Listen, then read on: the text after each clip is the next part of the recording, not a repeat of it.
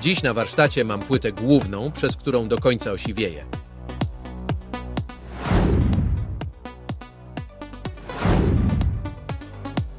Atrend 1000 Plus. Jest to płyta główna pod socket 7. Obsługuje pamięci EDO 72-pinowe. Posiada 3 sloty PCIe oraz 4 ISA. Postanowiłem uruchomić ją w procesorem Intel Pentium MMX o taktowaniu 166 MHz. Do tego mam kartę graficzną S3, kartę dźwiękową Trust oraz kartę sieciową na chipsecie Realteka. System Windows 98 SE zainstaluję na dysku Seagate'a o pojemności 8 GB. Rozpoczynam od uruchomienia komputera.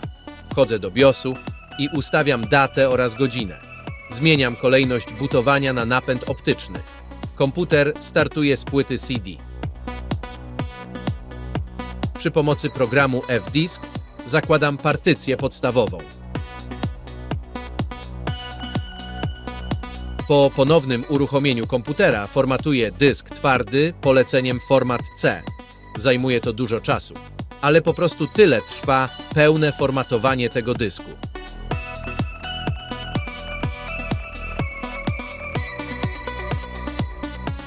Po zakończeniu formatowania kopiuję pliki instalacyjne systemu Windows na dysk twardy. Uruchamiam instalatora. Rozpoczyna się instalacja systemu. Po niecałych 25 minutach mam już pulpit. W menadżerze urządzeń mam niezainstalowaną kartę sieciową i dźwiękową. Sterowniki do karty sieciowej mam na dyskietce. Instaluję sterownik, robię restart komputera i zaczynają się dziać cuda.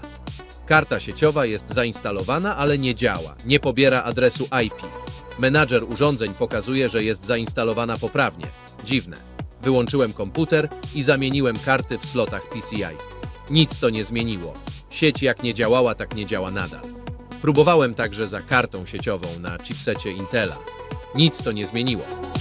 Spróbowałem sflashować BIOS płyty głównej, ale zdaje się, że najnowszy BIOS dostępny w internecie jest starszy od BIOSu, który już mam w płycie głównej.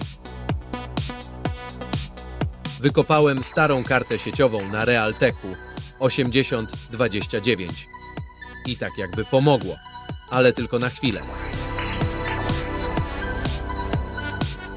Przy kopiowaniu plików przez sieć komputer zawiesza się.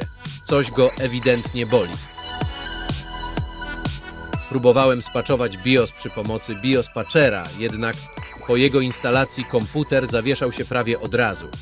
Przyznaję się, że zgłupiałem.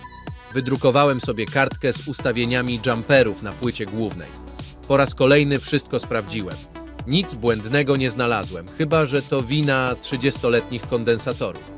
Jakby nie patrzeć, socket 7 swoje najlepsze lata ma już dawno za sobą.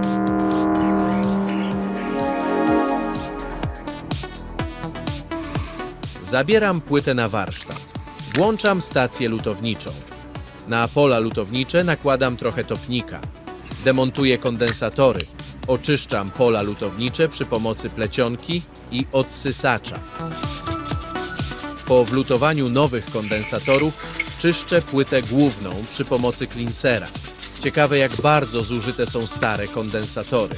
Przekonajmy się, o ile pojemność mają troszkę zaniżoną, to rezystancja szeregowa ESR wskazuje na mocne zużycie. Wynik od 0,5 do 1 ohma.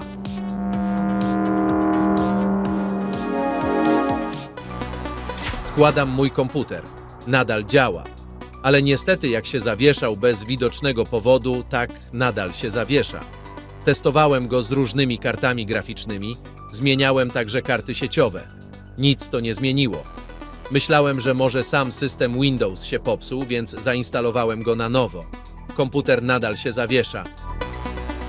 W tym momencie mam już tej płyty serdecznie dosyć.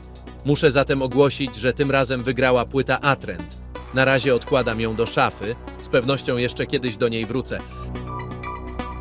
Na dzisiaj to tyle. Dzięki za oglądanie. Cześć!